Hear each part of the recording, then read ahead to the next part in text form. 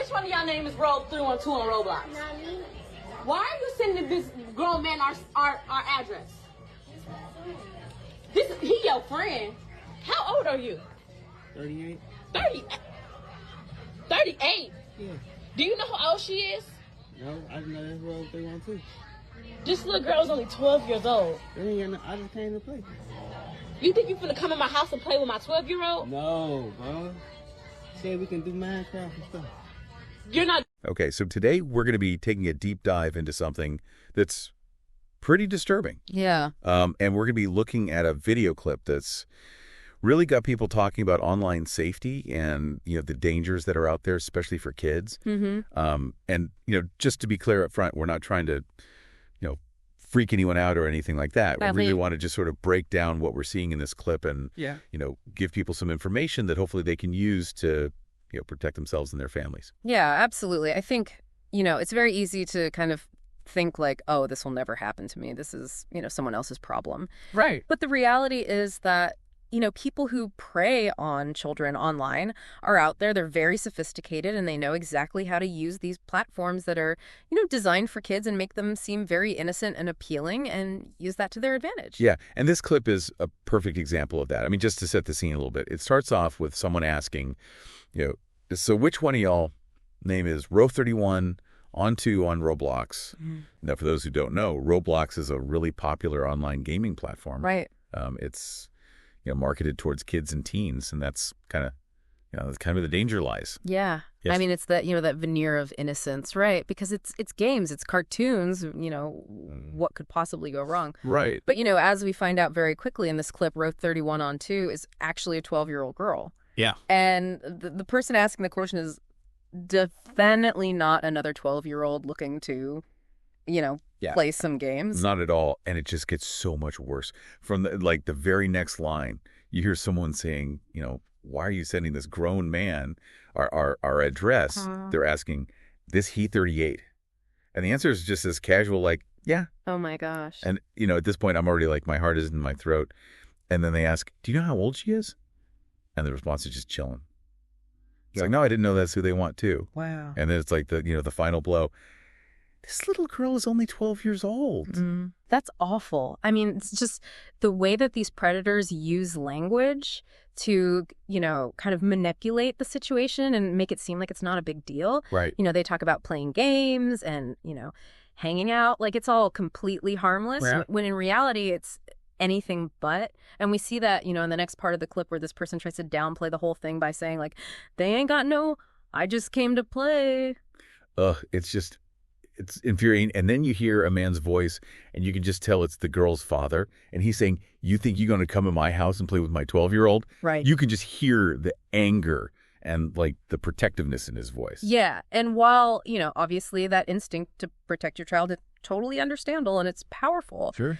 In these situations, you have to be really careful because direct confrontation can be unpredictable. Yep. It can even be dangerous. And it's really crucial to involve law enforcement as soon as possible. Yeah, absolutely.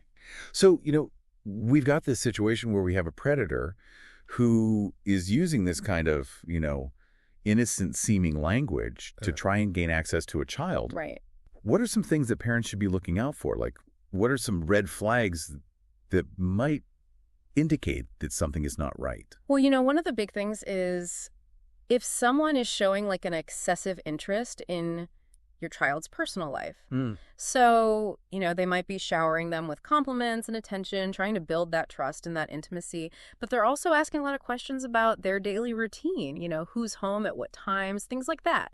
It's all about gathering information, that they can then use to exploit the situation. So it's not just about monitoring like what games they're playing or what websites they're visiting. Right. It's also about paying attention to like who they're talking to and what they're talking about. Exactly. And it's also really important to have open and honest conversations with your kids about this. Yeah. Let them know that it's okay to come to you if something feels off online, no matter what.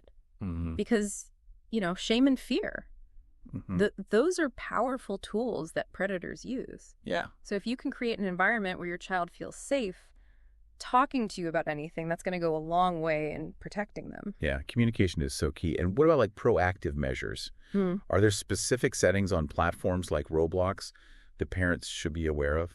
Absolutely. Most of these platforms have, pretty robust parental control settings Okay. that allow you to restrict who your child can interact with, what games they can access. You can even monitor their chats. It's not foolproof, Sure. but it does add, an extra layer of protection. So it's really about, combining vigilance, open communication, and utilizing all the safety tools that are available. Yeah. So beyond just what parents can do, is there anything that we can do as a community to kind of combat this issue? I think education is key. We need to make sure that kids, parents, educators, everyone understands how real this danger is. Right. How to recognize the signs. And there are some fantastic resources out there. Organizations that are dedicated to online safety that provide, really valuable information and support. Yeah, that's so important.